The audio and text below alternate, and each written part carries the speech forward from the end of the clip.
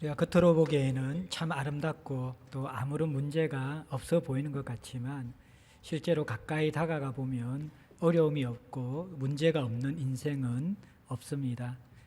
멀리서 바라보는 푸른 초원이 참 싱그럽고 아름답지만 가까이 가보면 마른 잔디도 있고 잡초들도 있고 또 배설물도 있으면서 아름다운 모습 이면에 감추어진 이렇게 여러 가지의 추악함들이 드러나기 마련입니다.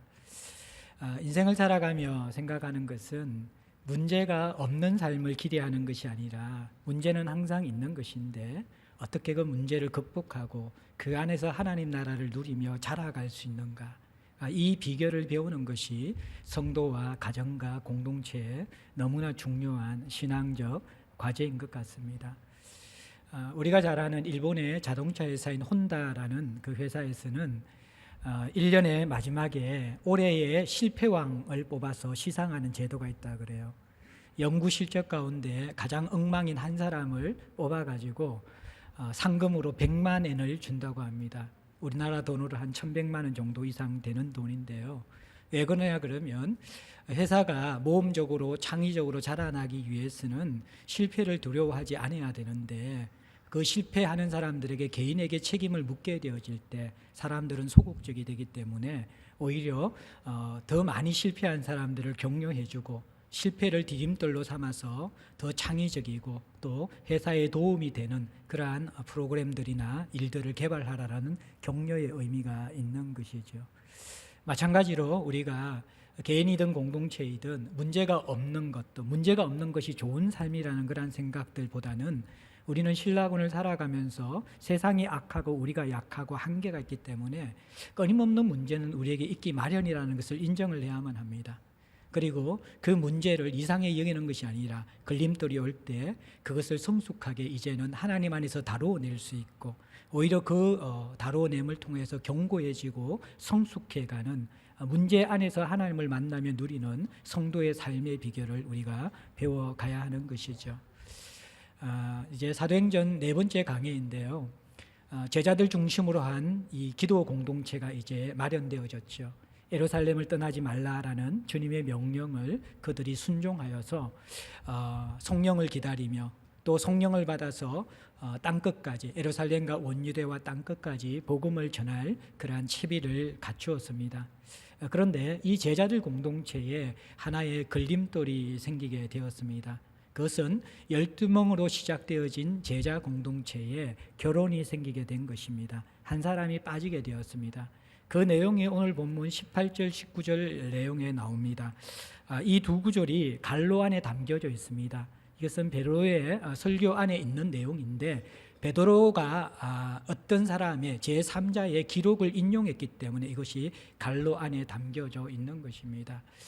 예수님의 12사도 가운데 한 사람인 이 가룟 유다 17절에 보면 이 사람은 본래 우리 수 가운데 참여하여 이 직무의 한 부분을 맡았던 자, 사도의 한 직분을 맡았던 자였는데 18절에 보면 이 사람이 불의의 삭스로 밭을 사고 후에 몸이 곤두박질하여 배가 터져 창자가 다 흘러나왔고 예루살렘에 사는 모든 사람이 이것을 알고 그 밭의 이름을 아겔다마 피의 밭이다 그렇게 명명한 이 유다의 배반 사건과 그리고 자결 사건을 본문에 기록하고 있는 것이죠. 이것이 이제 제자들 공동체가 해결해야 될 첫 번째 문제, 걸림돌이 되어지는 것입니다.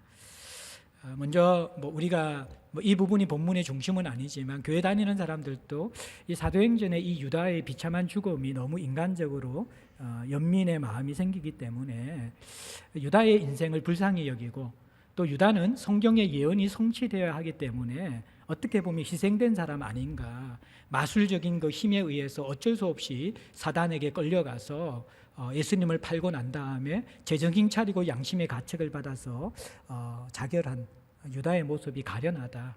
오히려 유다는 성경의 예언을 위한 희생양이 아닌가라고 하면서 이 유다의 죽음과 성경의 예언과의 관계 속에서 성경의 예언을 성취한 것이 유다의 죽음이기 때문에 유다의 죽음을 어떤 불순종이나 불신앙으로 보기보다도 긍휼의 마음으로 다른 각도로 봐야 된다라는 사람들이 많이 있습니다. 그런데 이 부분은 이제 성경이 분명히 하고 있는 것은 유다가 이 예수님을 배반하기로 선택한 것은 마술적인 성경의 힘에 이끌려 간 것이 아니라 본인 내면에 있는 욕심과 스스로의 의지와 결정에 의한 것이라는 것들, 그것을 성경은 기록하고 있고 또 많은 성경학자들은 그렇게 보고 있습니다. 우리가 잘 아는 켈빈은 이렇게 기록합니다. 유다는 그에게 닥친 일이 예언된 것이었다는 점을 근거로 죄를 면할 수는 없을 것이다. 왜냐하면 그는 예언의 충동에 의해서가 아니라 그 자신의 마음에 있는 사악함에 의해서 변절했기 때문이다. 만약 유다가 아니었더라도 누군가는 예수님을 팔아서 십자가에 달려 돌아갔을 것인데 그 결정적인 선택은 유다의 욕심과 의지의 선택이었다라고 보는 것이 개인에게 자유의지를 준 개혁주의 신앙의 관점이라고 우리는 생각해야만 합니다. 그러면서 특별히 이 마태복음과 달리 오늘 사도행전은 가룟 유다의 죽음을 너무나 또 세밀하게 묘사함과 동시에 또 처절하게 잔인하게 묘사하고 있는 것을 보면서 좀 상이점, 차이점을 볼 수 있습니다. 두 가지 차이점이 있는데, 하나는 마태복음과 사도행전 기사가 유다가 죽는 모습에 대한 묘사가 다르고, 또 유다가 이 예수님을 팔고 나서 산 밭을 산 그 어떠한 주체에 대한 설명이 마태복음과 사도행전이 조금 달라요. 유다의 죽음에 대한 묘사는요, 마태복음에서는 유다가 목을 메어서 자결한 것처럼 그렇게 기록하고 있는데, 오늘 사도행전의 기록에 보면 유다가 이게 이 배가 갈라져서 창자가 흘러나와서 이렇게 죽었다, 그렇게 곤두박질 쳐서 죽었다, 그렇게 이야기하고 있거든요. 이 묘사가 다릅니다. 사실 또 이제 다른 고대의 어떤 이 유다의 죽음에 대한 역사적 자료를 보면 다양한 설명들이 있거든요. 유다가 예수님을 배반하고 난 다음에 심각한 질병에 걸려서 이게 몸이 부풀어 오르는 병에 걸렸다, 그렇게 설명하고 있는 책자들도 있어요. 그래서 마차가 지나갈 정도의 그런 거리인데도 몸이 너무 부풀어서 유다가 그것을 지나가지 못할 정도로 몸이 부풀어져 있다가 그러다 어떤 충격에 의해서 이게 배가 갈라져서 창자가 흘러내려서 죽었다, 그렇게 설명하는 사람들도 있는데, 어쨌든 우리는 성경의 기록대로 봐야 되기 때문에 마태복음과 사도행전이 왜 차이가 나는가? 이것은 이제 대부분 성경학자들은 아마 유다가 목매달아 죽은 자리가 낭떠러지의 나무일 것이다, 나무가지에 목을 매달아 이렇게 죽었을 것이었는데, 그래서 목을 메어 달아 죽은 것은 마태가 묘사한 것이고, 그리고 목 매달아 죽은 구체적인 모습은 목을 매달아가 죽었는데 이 시체의 무게를 견디지 못해서 나무가지가 부러지면서, 이 동사는 원어는 보면 머리부터 곤두박질하는 거거든요. 그러니까 떨어지면서 아마 이게 뒹굴면서 머리도 크게 손상당한 것 같고, 날카로운 바위에 이 배가 부딪히면서 안에 있는 창자가 흘러나온 그러한 너무나 비참한 죽음을 가룟 유다가 당한 것으로 묘사하는 것 아닌가. 이렇게 두 가지 본문이 어떻게 보면 다르기보다도 서로가 보완 설명해 주는 것으로 보는 것이 맞는 것입니다.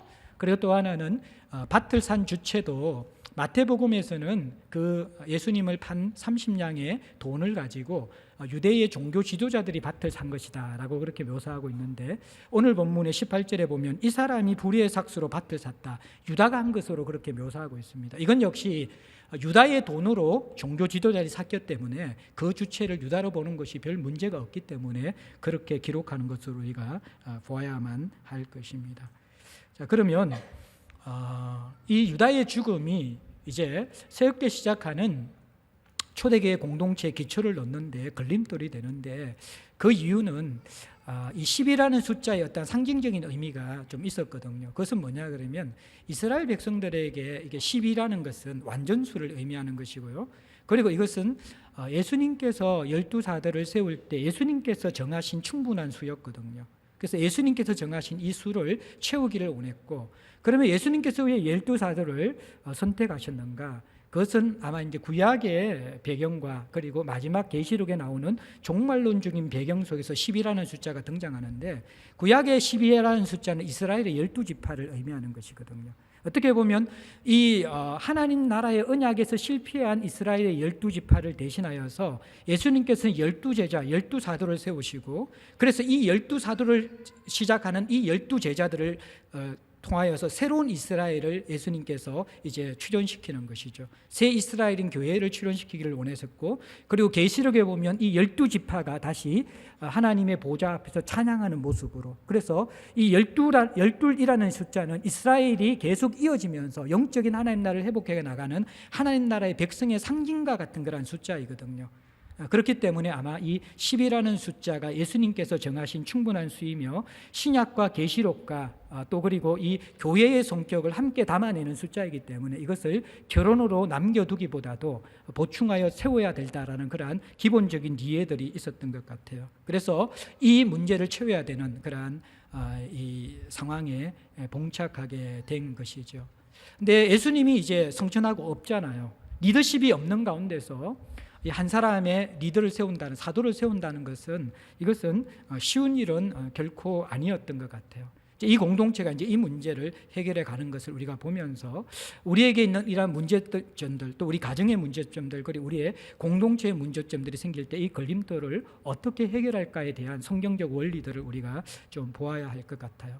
원리를 구체적으로 다루기 전에 한 가지만 먼저 말씀드리면, 이 사도의 결혼을 보충하는 것, 유다가 죽고 나서 한 사람의 사도를 세우잖아요. 그런데 이 결혼의 보충은, 이 부족한 인원의 보충은 입원으로 끝나는 것임을 우리가 유의해야만 됩니다. 왜냐 그러면 얼마 있지 않아서 사도행전 12장에 야고보가 순교하면서 죽어요. 그러면 또 11명이 되었잖아요. 그럼 12명으로 보충해야 되잖아요. 근데 보충하지 않거든요. 그럼 왜 의미가 그러냐 그러면요, 야고보는 사도로 부름받은 사명을 완수하고 죽은 사람이에요. 그러나 이 가룟 유다는요, 사도의 사명을 감당하지 못하고 죽은 사람이었기 때문에 하나님 앞에 사명을 감당하지 못한 이 자리는 새로운 사람으로 메워주는 거예요. 그러나 야고보를 비롯한 대부분의 제자들이 다 순교하잖아요. 이들은 충분히 하나님의 사명을 감당하고 죽었기 때문에, 사도로서의 사명을 완수했기 때문에 또 다른 사도를 세울 필요가 없었기 때문에 사도 보충 결혼은 이 배반한 유다 한 사람에만 해당하는 것이라는 것을 우리가 보아야만 되는 것이죠. 그러니까 다른 모든 11 제자들은 똑같이 예수님을 부인했지만, 그러나 이들은 하나님 안에서 회복될 수 있는 기회를 경험했기 때문에 회복했지만, 가룟 유다는 회복하지 못하고 스스로 자결했기 때문에, 그리고 사도의 사명을 완수하지 못했기 때문에 이 사도 결혼의 문제들, 이 부분들을 함께 해결해 나가야만 되는 것이죠. 네. 이것이 여러분들 그렇게 쉬운 문제만은 아니에요. 사람을 세운다라는 것은 항상 시험거리이고, 이것이 굉장히 큰 이슈이고 문제라는 것이죠. 요즘도 여러분들 교회에서 이제 담임 목사님을 한 명 이렇게 한 분을 청빙해서 세우는데, 온 교회가 얼마나 그 기간 동안 긴장하고 있고, 또 여러 가지 영적 공격이 있고 시험이 있는지 몰라요. 그리고 실제적으로 이 청민 과정이 잘 되는 교회들이 드물고요. 그 이후에도 또 이 교회 리더십이 정착하는 교회들이 참 드물 정도로, 새로운 어떤 리더십을 세운다라는 것은 오늘날 이 조직화되어지고 또 여러 가지 어떻게 보면 경험들이 많은 교회도 쉽지 않은 문제이거든요. 그런데 예수님의 제자들 공동체는 보면요, 예수님이 가시고 난 다음에는 뾰족한 이게 리더십이 없어요. 리더십이 없었고요. 지난 시간에 제가 기도해야 될 상황에 대해서 말씀드렸지만 녹록치 않는 상황이었거든요. 제자들 다가 연약하고 서로 연약함을 알고 있고, 예수님을 부인하고 배신한 것들을 알고 있고, 또 이 예수님의 가족과 제자들과의 이 관계들도 별로 이렇게 편안하고 좋은 관계는 아니었거든요. 거기다가 또 잘 모르는 120명까지 함께 모여 있는 가운데서 이 사도를 세운다라는 것들 자체는, 사실은 이게 이질적인 사람들이 함께 모여서 한 사람을 선출한다는 것은 굉장히 어려운 일이에요. 왜냐 그러면 사람을 세우는 데는 수많은 사람들의 생각과 가치가 다 쏟아져 나오기 때문에 120명이 모이면 120가지의 대안이 나올 수 있는 것이 지금 상황이라는 거예요. 그런데 어쨌든 이 12사도의 이 상징성, 그리고 이 의미를 채우기 위해서 한 명의 사도를 보충해야 될 과제들을, 이 어려운 과제들을 지금 이 제자들 공동체가 지금 오늘 직면하고 있는 것입니다. 자, 그러면 이것을 어떻게 해결해 나가는가, 이제 본문을 통해서 살펴볼 텐데요. 15절에 보면 여러분들 모인 무리의 수가 약 120명 정도 된다, 그렇게 이야기하고 있습니다. 그래서 여기서 이 다락방에 모인 숫자, 마가의 다락방인지 누구 다락방인지 모르지만 120명이 모였는데, 약이라고 이렇게 사용된 것은 정확하게 딱 계수해서 120명으로 떨어지는 숫자가 아니라 대략 120명이다, 그렇게 이야기하고 있습니다. 그러면서 이 120명도 하나의 상징성을 가진다고 이야기하는데, 왜냐 그러면 이스라엘 유대 사회 속에서의 하나의 상식은 한 사람의 스승 랍비가 가장 효율적으로 영향력을 발휘할 수 있는 제자의 숫자가 10명이라고 생각해요. 10명. 그러니까 12 곱하기 10 하면 몇 명이에요? 120명이잖아요. 아마 그래서 이 제자들이 가장 건강하게 리더십을 행사하며 양육하고 이 멤버들이 건강하게 자라날 수 있는 구조가 120명이기 때문에 120명 정도가 아닐까 그렇게 생각을 하고 있는 것이죠.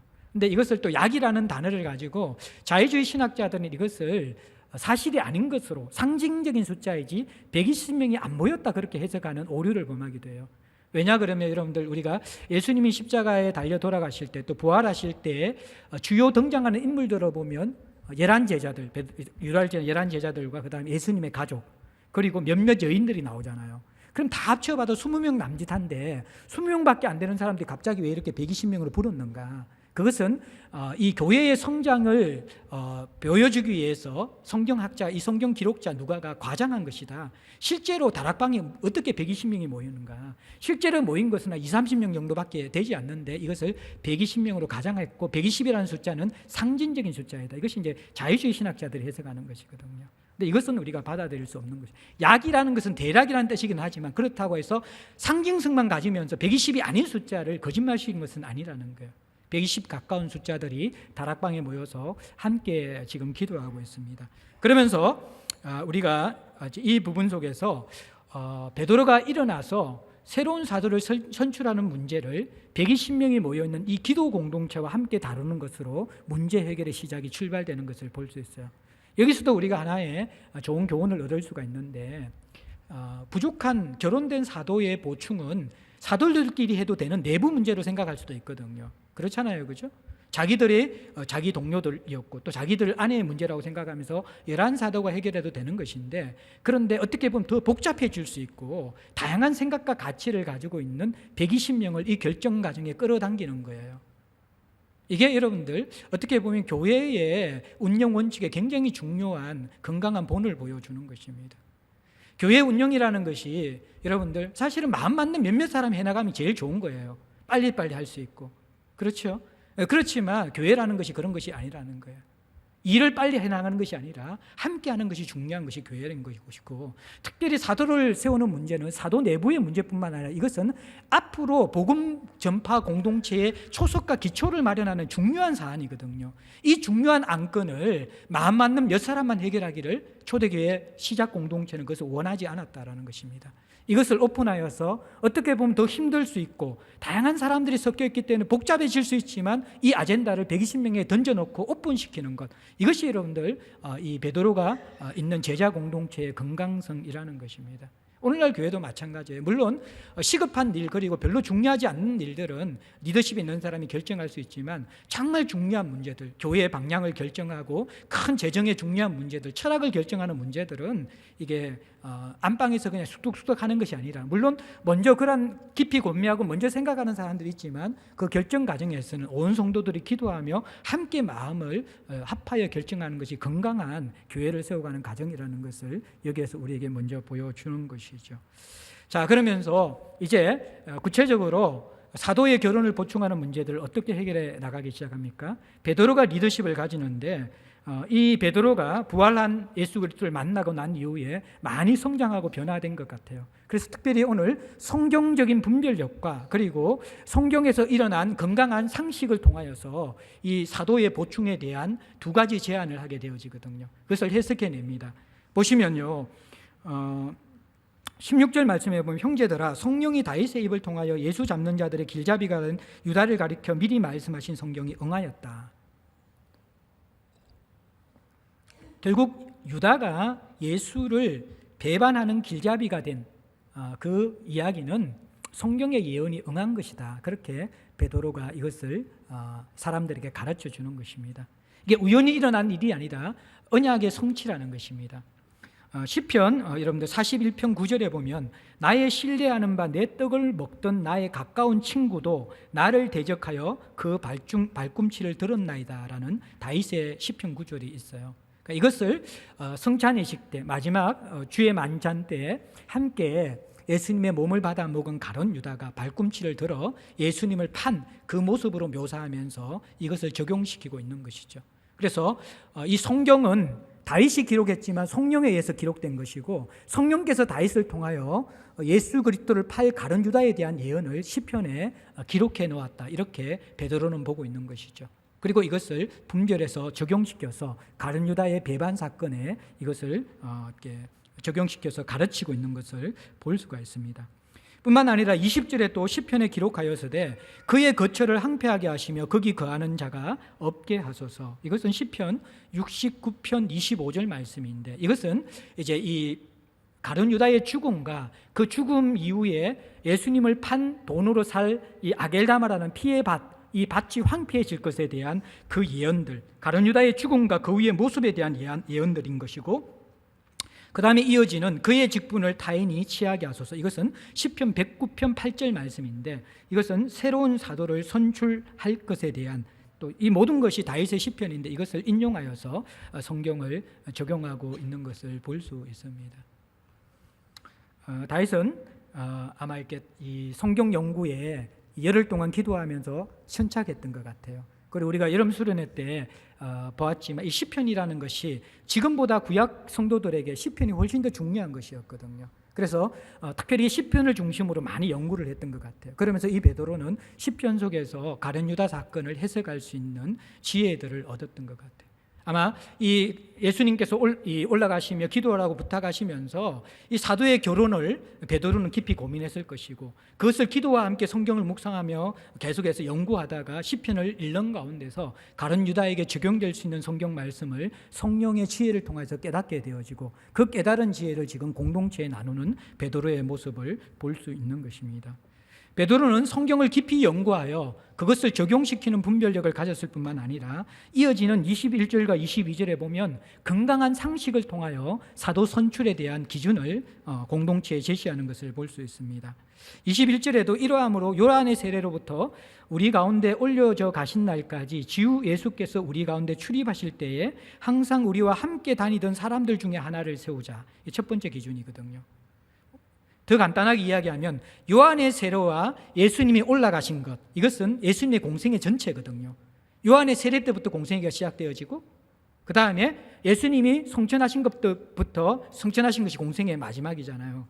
이 공생의 전 기간에 제자들과 함께 다니던 사람들 중, 그런데 또 하나 중요한 것은 여러분들 21절에 보면 주 예수께서 우리 가운데 출입하실 때, 우리 가운데 출입한다라는 이 단어가 뭐냐 그러면 인격적인 관계를 맺는 그 모습을 묘사하고 있는 것입니다. 그러니까 첫 번째 사도 선출의 기준은 뭐냐 그러면 예수님의 공생의 전 기간에 함께 있었던 사람, 그런데 객관적으로 멀찍이 떨어져 있던 사람이 아니라 예수님과 인격적인 관계를 맺고 있었던 사람, 그 사람이 사도의 첫 번째 기준이라는 것입니다. 두 번째는 22절에 나오는 것처럼 예수께서 부활하심을 정언할 사람이기 때문에 예수 부활을 목격하고 체험한 사람, 40일 동안 예수님께서 부활하는 위에 땅에 보이셨을 때 그때 그 부활 사건을 목격하고 체험한 사람이 사도의 기준이라는 거예요. 근데 이것은 굉장히 상식적인 것이, 왜냐 그러면 나머지 11사도들이 이 모든 동일한 경험을 하였고, 또 사도의 역할이 바로 예수께서 누구시고 예수께서 어떤 분이시고 예수께서 부활하셨다는 것을 선포해야 될 사람이기 때문에 이 목격자이고 예수님을 인격적으로 아는 사람이어야 된다는 것이죠. 그래서 이 두 가지 기준을 모든 사람들이 공감할 만한 상식적인 기준을 베드로가 제시하게 되어집니다. 참 이것이 이제 첫 번째 돌파구를 뚫어내는 것이죠. 여러분들 어떤 일들을 의논할 때, 특별히 공동체에서 예민한 문제를 의논할 때 사람들의 생각과 의견들은 각양각색이고, 이렇게 생각하면 이것이 옳은 것 같고 저렇게 생각하면 저것이 옳은 것 같은 생각이 들 때가 많이 있어요. 그런데 누군가가 깊이 기도하면서 있잖아요, 하나님의 마음을 알고 성경적인 그런 분별력을 가지고 말씀을 통하여서 그 문제를 지적하게 되어질 때 공동체가 딱 하나로 되는 것을 보는 경우가 굉장히 많이 있어요. 저도 선교단체에서 회의하면서, 저희들은 이제 회의 문화이고 회의 구조이기 때문에 수많은 이야기가 오고 가는 데 있잖아요. 그런데 각자의 지혜와 생각들이 다 뭔가 일리가 있는 것 같아요. 이건 말이 들으면 이 말이 옳고 저 말이 들으면 저 말이 옳은데요. 근데 우리가 영적인 존재이기 때문에 누군가가 깊이 말씀에 침잠하여서 성령 충만하여 깨달은 말씀, 그리고 하나님께서 자신에게 주신 말씀을 가지고 성경적인 근거를 가지고 딱 제시하게 되어질 때 공동체가 그 말씀을 두려움으로 받아들이고 딱 그 말씀에 붙들리는 것들을 보는 경우가 굉장히 많이 있어요. 베드로가 바로 그 역할을 한 것입니다. 오늘날 이 교회 공동체 또 성도들이 미약한 것이 뭐냐 그러면 이러한 분별력에서 자라가는 사람들이 거의 없다라는 것이에요. 베드로는 성경에 대한 깊은 연구를 통하여서 그것을 적용하는 분별 능력이 있었고요. 또 성경을 깊이 알게 되어지면요, 성경은 모든 삶의 원리가 녹아내어져 있기 때문에 건강한 상식이 생기게 되어져요. 그래서 건강한 분별력이 사람들이 함께 공감할 수 있는 건강한 지혜와 분별력이 거기에서 나오게 되어지거든요. 베드로가 이 두 가지를 다 같이 가지게 된 것인데, 오늘날 교회는 성도들은요, 이게 건강한 상식조차도 없는 성도들이나 교회가 굉장히 많이 있다라는 거예요. 고집스럽고 말씀을 보지 않고 기도하지 않고 하나님과의 경험이 없기 때문에 그냥 자기의 어떤 기호나 자기의 생각과 자기의 주장이 옳은 것으로 주장하고, 그것이 세상의 상식이나 세상의 일반적인 사람이 볼 때에는 너무나 어처구니 없는 비상식인 행동에도 불구하고 교회에서는 그것이 힘이 있으면 통하게 되는, 이러한 우리가 이렇게 굉장히 참 이상한 그런 공동체를 만나는 경우가 있다. 이게 성숙하지 못한 공동체의 특징인 것이죠. 상식이라도 있으면 좋은데 상식조차도 없는 공동체가 오늘날 굉장히 많이 있고, 상식조차도 없는 성도들이 많이 있다라는 거예요. 또 하나는 뭐예요? 이게 상식을 뛰어넘어 정말 성경을 깊이 연구하여 분별하면서 정말 하나님의 마음을 읽고 그것을 사람들에게 드러낼 수 있고 그것을 깨닫는 사람들이 참 많이 없다라는 것입니다. 이게 여러분들 훈련이 안 된다라는 것이에요. 예. 성도들이 너무 이제 비상적인 것이죠. 인스턴트식인 것이죠. 문제가 생기면 하나님 안에 깊이 들어가 말씀을 통하여 분별할 수 있는 능력을 가지고 있지 못해요. 히브리서 기자는 히브리서 5장 12절부터 14절까지 말씀에서 이게 어린아이들은 젖만 먹으면서 단단한 음식을 먹지 못하는 자라고 이야기해요. 그러면서 14절에는 장성한 자는 단단한 음식, 하나님의 말씀을 있는 그대로 섭취할 수 있으면서 그 말씀을 통해서 선악을 분별하는 분별력을 가진 사람이 장성한 자다, 그렇게 성경은 이야기하고 있는데, 이런 말씀을 통하여 분별하는 사람이 참 부족한 것이죠. 어린 신자들은 예화를 좋아하거든요. 성경도 이야기를 많이 하면 좋아해요. 마음이 진한 감동이 오면 좋아요. 근데 말씀을 꼭꼭 씹어서 풀어주면 그때부터 깊은 내 몸이 몸 밖에 있는지 몸 안에 있는지 모르는 입신의 경지에 들어가면서 이렇게 이게 신비한 경험을 하면서 조는 사람들이 굉장히 많이 있어요. 근데 이 말씀을 사모하는 사람들은 이 말씀을 꼭꼭 씹어 먹거든요. 그리고 자기 속에서 길어내는 말씀이 있어야 돼요. 제가 늘 말씀드리지만 성경은 내가 읽는 것이 아니라 궁극적으로 성경이 나를 읽을 때까지 기다리는 것이라고 이야기했죠. 그게 그 성경이에요. 성경은 내가 읽는 것이 아니라 성경이 나를 읽고 그 말씀이 내게 다가와서 좌우의 날승금이 되어서 우리의 영과 혼과 골수와 간절을 쪼개면서 하나님의 마음과 뜻을 우리에게 가르쳐주고 그 뜻 안에 우리의 분별력을 날카롭게 하여서 하나님의 뜻과 마음을 깨닫게 하고 순종하도록 하는 것이 말씀의 힘이라는 것이에요. 그렇게 오래 머무는 사람이 없이 다 인스턴트 신앙생활을 하는 거예요.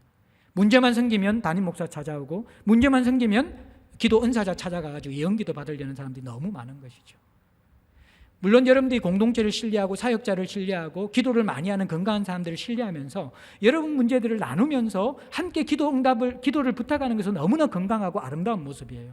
그런데 신앙생활 수십 년 계속해서 오랫동안 했음에도 불구하고 자신의 문제를 하나님 앞에서 해결할 수 있는 영적 분별력 없이 늘 의존적인 신앙으로, 급하면 늘 사람들 찾아가서 사람들 말에 귀를 기울이는 신앙으로 멈추어 있는 것은 굉장히, 이것은 어리고 건강하지 않는 신앙의 모습이라는 거예요.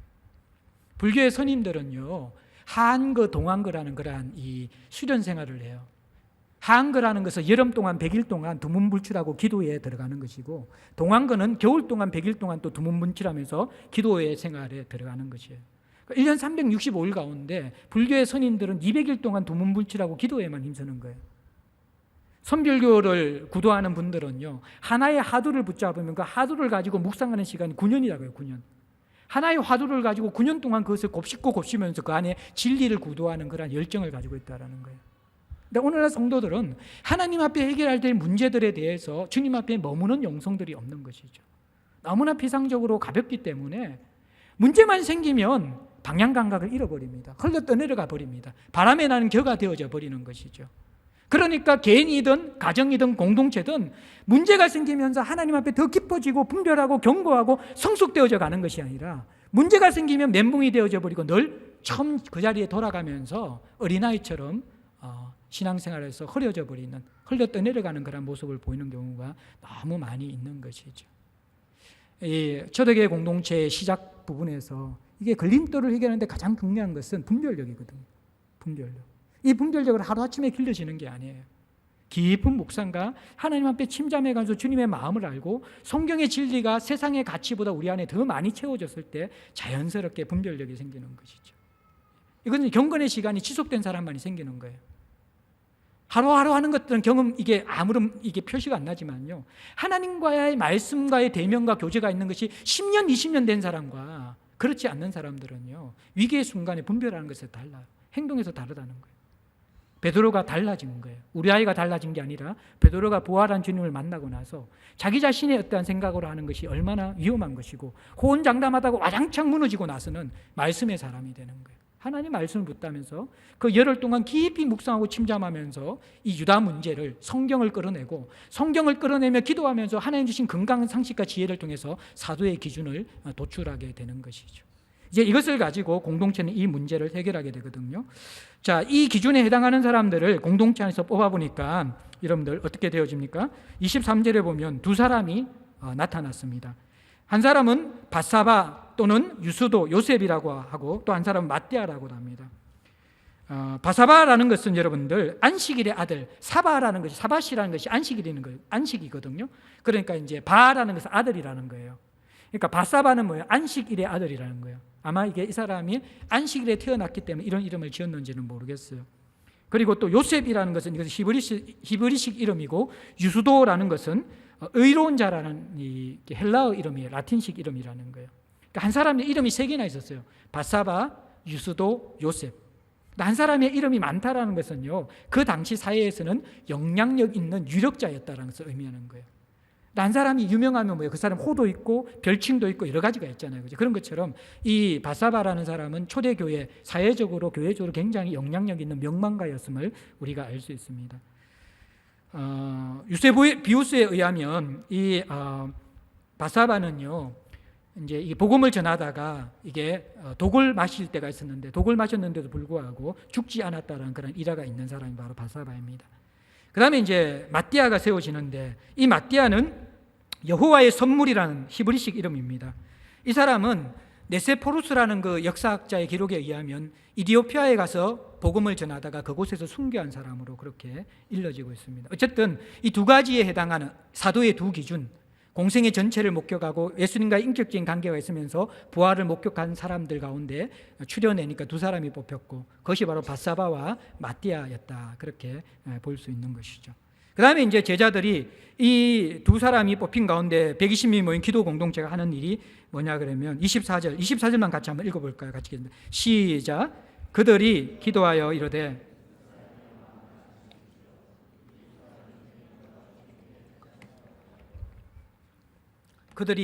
이르되, 그렇게 이야기하고 있습니다. 그리고 나서 여러분들 26절에 보면 제비 뽑아, 그렇게 나오고 있거든요. 자, 베드로가 가룟 유다 배반과 자결 사건을 성경으로 해석하고 새로운 사도를 선출할 것을 성경으로 해석해서 제안을 했잖아요. 그리고 사도의 기준은 건강한 상식적인 기반 속에서 자신들이 사도로 세워질 자신의 모습을 유추해서 기준을 잘 세워놨어요. 자, 그리고 그 결과로서 두 명의 바사바와 마띠아가 세워졌거든요. 그리고 26절에는 구약에서부터 계속해서 이들이 가지고 왔던 하나님의 뜻을 묻는 방법이었던 제비뽑기 방법을 사용해요. 그러면 어떻게 보면 완벽하잖아요. 말씀의 원리가 있고 공감하는 상식적인 원리를 통해서 합의가 되어졌고, 두 사람이 세워졌고, 제비뽑기를 하면 두 사람 중에 한 사람은 세워지기 마련이에요. 근데 그럼에도 불구하고 24절에 보면 이들이 기도하는 모습을 강조하고 있습니다. 이게 굉장히 중요한 성숙한 공동체의 특징이라는 것입니다. 왜 기도했냐 그러면요, 두 가지에 기도해야 될 필요가 있어요. 그건 뭐냐 그러면요, 하나님은 우리 인간의 방법과 상식을 때로는 뛰어넘을 때가 있다라는 것이에요. 그것이 여러분들 하나님이 계시기 때문에 가능한 것이거든. 그러니까 신앙생활은 여러분들 아무리 이 경험이 많고 상식이 많다고 해서 그것대로 하다가는 어느 순간에 무너지게 되어져요. 신앙의 성숙은 참 이상한 게 있잖아요. 하나님을 알아가면 알아갈수록 분별력이 생기거든요. 성경이 더 깊이 이해가 되어져요. 적용점이 생겨져요. 그러니까 하나님과 인격적인 관계가 없는 사람이 성경 지식을 연구하면요, 그것은 삶이 바뀌어지지 않아요. 지혜가 생기잖아요. 신학 박사들이 아무리 성경을 연구한다고 해서 그 성경을 통해서 세상 이 진리를 끌어낼 수 있는 힘이 없는 거예요.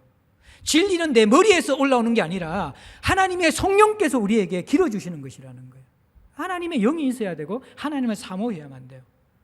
그러면 하나님과 사모하며 하나님의 말씀 속에 들어가면 진리가 열려지고 분별력이 늘어가잖아요.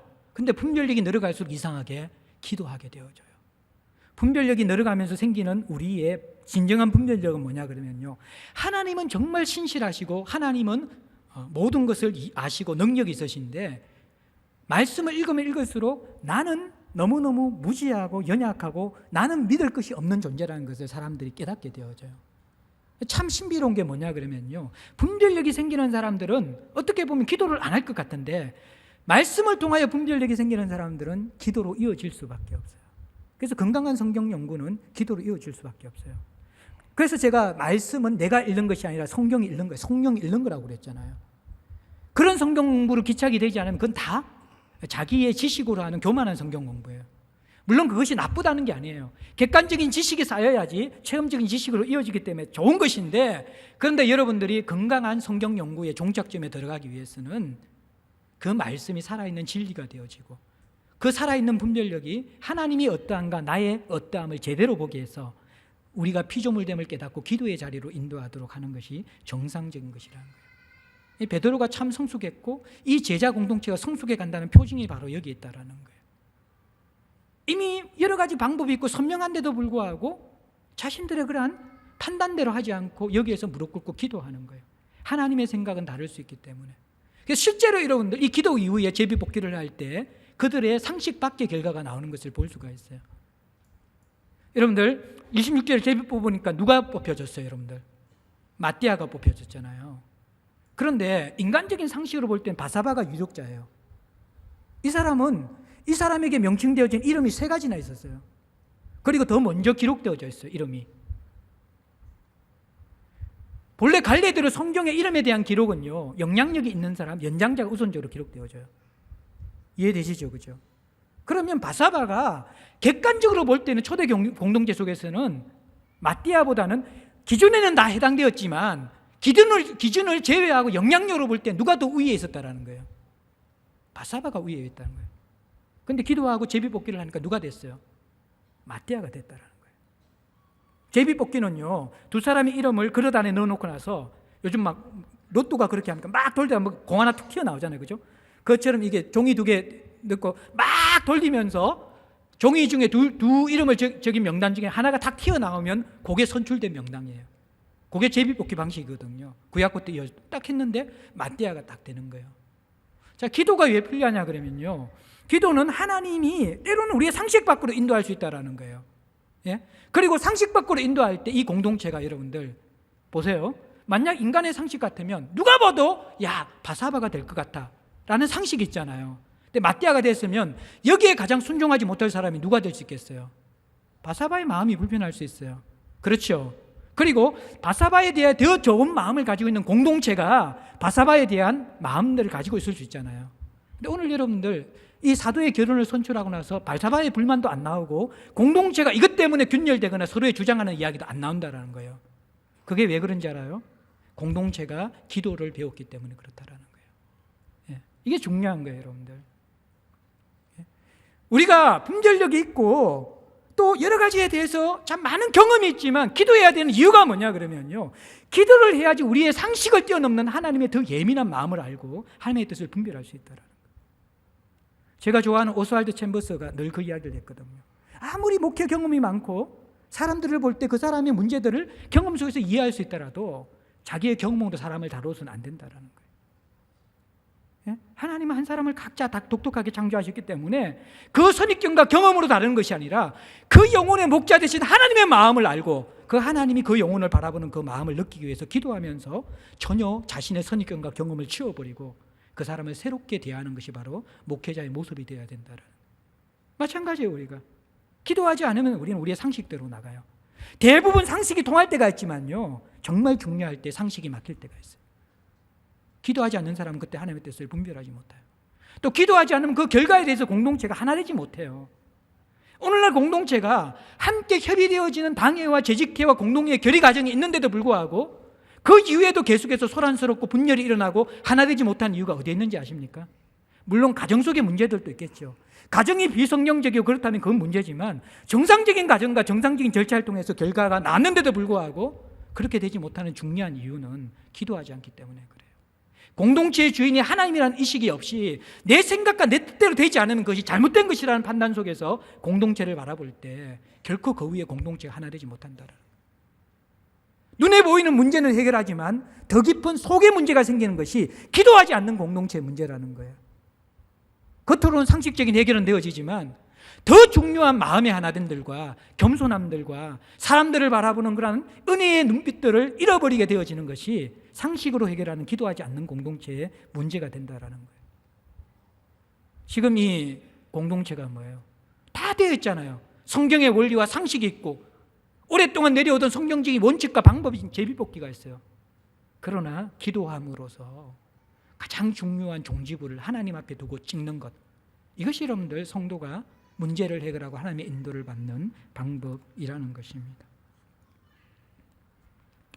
결론을 냈기 전에 한 가지만 조금 이제 이런 질문들을 하고 또 이런 신학적인 이슈가 있기 때문에 말씀을 드리고 마무리하려고 그러는데, 이제 마띠아가 11사도를 포함해서 마지막 12번째 사도로서 선출되었고, 이제 제자들 공동체는 새로운 이스라엘로 복음 공동체로 이제 완전수를 채우면서 이제 성령을 기다리는, 오순절 성령을 기다리는 이제 준비를 마무리하게 되는 것이죠.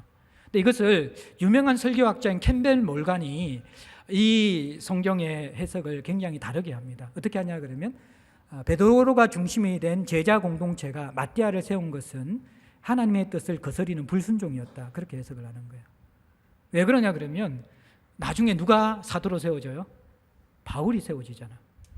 예? 그러니까 이 사람들이 조금만 기다렸으면 자기들이 뽑지 않고 하나님이 직접 세우실 사도 바울이 있는데 그때를 기다리지 못하고 조급함으로 마띠아를 세워버렸다. 그러면서 이 마띠아를 세운 게 실패한 이유가 뭐냐 그러면 사도행전 1장의 이 내용을 제외하고는 그 어디에도 사도행전 후속 기사 가운데 마띠아 이야기가 나오지 않는다라는 거예요. 그러니까 마띠아를 세운 것은 실패다. 바울의 이야기는 엄청나게, 그 다음에 사도행전 행전 기사의 대부분은 바울이 장식하잖아요. 근데 이것은 저는 참 캠벨 몰간을 존경하고 이 사람이 건강한 강의 설교자인데 이 부분의 해석만큼은 동의할 수 없어요. 왜냐 그러면 마띠아만 성경의 기록에 나오는 게 아니라 베드로, 야고보, 요한을 제외하면요 다른 8사도들은 사도행전 기록 기사에 등장하지 않습니다. 이 사람들은 다 이렇게 사도의 사명을 안 한 것입니까? 아니거든요. 마띠아는 마지막에 순교했거든요. 복음을 전하다 이디오피아에서. 그러니까 이것은 우리가 받아들일 수 없는 해석이에요. 하나님께서 어쨌든 이 베드로의 리더십을 통하여서 12사도를 마띠아를 채우면서 잘 이렇게 세우면서 어떻게 보면 예수님이 없는 공동체 참 위기였잖아요. 예? 제자들도 이게 누구가 리더십을 인정하겠어요? 베드로가 리더십을 인정하려고 해도 마음속에 아이고 예수님을 가장 저주하면서 부인한 인간인데 제가 리더십을 행사해? 그런 마음이 들 수가 있고요. 또 이 제자들이 리더십을 행사하려고 그러면 예수님 가족들이 가만히 있겠어요? 너는 제자지만 우리는 가족인데, 그 마음이 있을 것 아니에요. 그러면 또 여러분들 십자가의 죽음을 경험했고 부활을 경험한 여자들은 아이고 제자들 가족도 필요 없어. 십자가 곁에 있었고 예수님의 부활을 먹게 우리인데 당신들은 그런 자격도 없어. 사실은 인간적으로 보면 이 역학관계가 쉬운 관계가 아니라는 거예요. 각자의 생각이 다른 이질적인 집단, 이 120명의 사람들이 이 문제를 해결하는 게 쉽지 않았어요.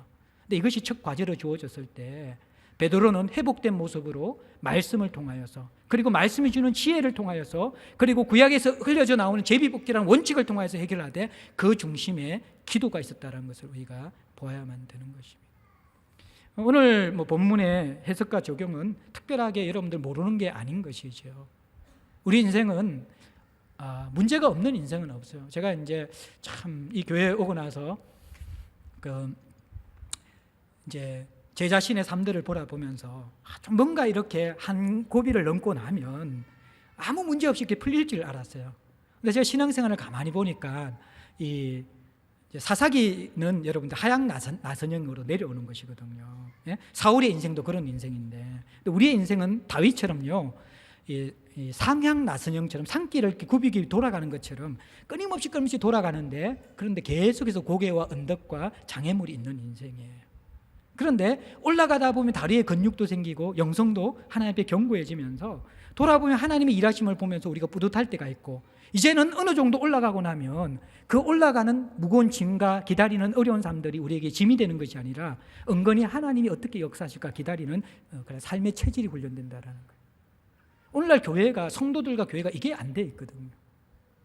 그러니까 이제 우리는 세상에서 지는 것이 당연하고, 하나님의 인도는 가끔씩 위기 때 한번 받는 것이 당연하고, 일단 그것이 일상적인 신앙생활처럼 살아가는 것인데, 그게 아니라 우리에게 늘 문제가 있지만 그 문제 속에서 사실은 이 걸림돌을 해결하고 문제 안에서 하나님을 경험하고 문제 안에서 하나님을 만나는 신앙생활을 해야 된다는 거예요. 가장 기본적인 상식이 바로 말씀에 침잠하고 기도 생활하고 건강한 상식을 가지면서 여러분들께 하나님 앞에 나아가는 거예요. 근데 그게 간단한 것 같지만 정말 중요한 것이라. 제가 이제 지금 지난주 가정 모임 때 한 마을 모임 가정 모임에 가가지고 말씀을 나누는데, 지난주 말씀 이제 기도하라는 거였잖아요. 합심 기도하고 공동체 기도하라. 근데 도저히 이게 기도 마음은 있는데 기도하고 싶은 그런 상황이나 환경들이 안 되어서 굉장히 힘들어 하더라고요. 그러면서 제가 이게 내가 참 마음에 죄책감이 느껴졌어요. 성도들의 이야기를 들으면 내가 그들의 마음을 위로는 못 해주고, 또 원칙적인 어떠한 기준이 기도하라 그 말만 하면 얼마나 꼴통이고 답답하게 느껴질까. 그러니까 최근에 제가 기사를 보니까 요즘 젊은 청년들이 교회를 떠나는 이유가 문제만 생기면 기도하라는 정답을 주기 때문에 떠난다. 그 기사를 읽고 나서 우리 교회 다 떠나겠구나. 그런 마음이. 저도 이제 그게 무슨 말인지 알기 때문에 근데 또 제가 신앙생활을 하면 할수록, 근데 거기에서 여러분들이 유혹되지 말아야 될 것들은 기본이 없는 회복은 없다라는 것이에요. 기본이 없는 회복. 여러분들 저는 이렇게 목사라서 저절로 신앙생활 되는지 아세요? 사역하면서 제가 성결한 사람이 새벽 기도를 한 적이 없는 사람이거든요. 새벽 기도 적용하는데 굉장히 오래 걸려요. 나와 있다고 해서 기도에 들어갈 수 있는 게 아니라요. 정말 이 기도에 실패할 때가 더 많이 있어요. 저는 여러분들 사역자이기 때문에 마음에 짐이 없고 문제가 없는 것 같이 느껴집니까? 아니에요. 우리 아내하고 저 알 거예요. 아침에 새벽에 일어나서 새벽 기도 나가기 싫어서가 아니라 아침에 일어나면 하나님 오늘 하루가 없었으면 좋겠다고 생각할 때가 한두 번이 아니었었어요. 감당해야 될 짐들과 쉽게 생각하면 자식 한 명 키우는데도 에너지 많이 들잖아요. 우리 공동체 영혼이 1000명이에요. 수많은 문제가 있고 저는 능력이 없으면요, 하루를 시작하는 게 죽고 싶은 거예요.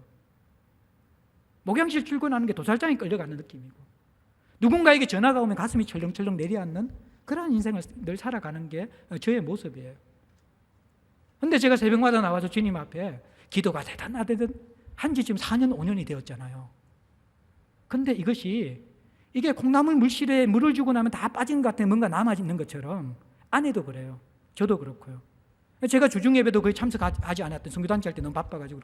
근데 이게 주중예배와 그리고 새벽 기도가 딱 되니까 아내도 그 말을 하는 거예요. 처음에는 몸이 힘들고 너무 우리 아내도 상담하고 어려웠잖아요. 그런데 그리고 예배 나가도 막 피곤하고 지쳐서 말씀도 안 들고 어려울 때가 있었는데, 그게 몸의 이 영적 체질로 굳어지니까 이제는 그것이 원동력이 되어지는 거예요. 요즘에는 막 이게 토요일하고 주일도 새벽기도 나가려고요, 우리 아내가. 그래야 살 것 같다고 느끼는 거예요. 그게 정상인 건 거거든요. 예. 그래요, 우리가 인생을 살아가면서 문제없는 인생이 없다라는 거예요. 목사도 다 똑같고 여러분도 다 똑같아요. 그런데 이 베드로처럼, 이 초대교회 공동체처럼 이제는 문제를 해결할 수 있는 하나님 안에 머무는 그 영성들을 배워야 되는 거예요. 죽을 때까지 문제만 끌어안다가 문제가 없는 인생만 바라면서 살아가는 어리석은 그런 삶이 되면 안 된다는 거예요. 개인도 그렇고 가정도 그렇고 교회도 그렇고, 문제없는 인생은, 문제없는 가정은, 문제없는 교회는 있을 수가 없어요. 또 문제가 없으면 우리가 더 타락해요. 기도 안 해요.